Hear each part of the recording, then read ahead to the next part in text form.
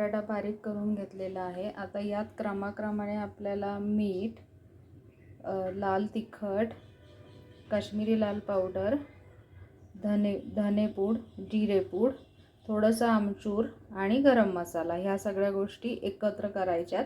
आणि त्याचबरोबर आपल्याला कांदा आणि हिरवी मिरची ह्याचं आपण जे मिश्रण आता वाटून घेतलेलं आहे बारीकसर, तर ते पण आपल्याला यामध्ये ॲड करायचं आहे। तर आता मी ह्या सगळ्या गोष्टी एकत्र करते।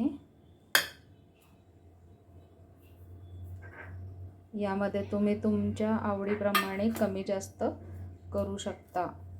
तर मी हे ॲड केलेलं आहे आणि आता मी कांदा आणि हिरवी मिरची सुद्धा यामध्ये ॲड करून घेते आहे।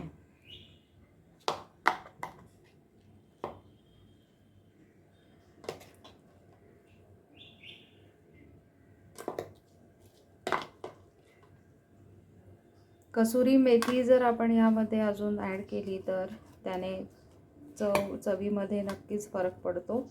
आता हे मिश्रण आपण पूर्ण एकजीव करायचं आहे।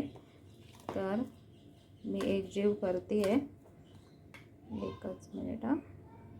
या मिश्रणामध्ये आपण कसुरी मेथी, काळी मिरी पावडर ॲड केलेली आहे आणि पनीर ॲड केलेलं आहे। तर तुम्ही बघू शकता फायनली हे मिश्रण असं झालेलं आहे। आता या मिश्रणाचे आपण असे छोटे छोटे गोळे केलेले आहेत आणि आता आपण त्याचं छानपैकी पराठा लाटून घेऊयात। तर मी सगळी तयारी केलेली आहे आता। तर मी छानपैकी पराठा लाटते आहे। आपला खरपूस भाजलेला पनीर आलू पराठा रेडी आहे।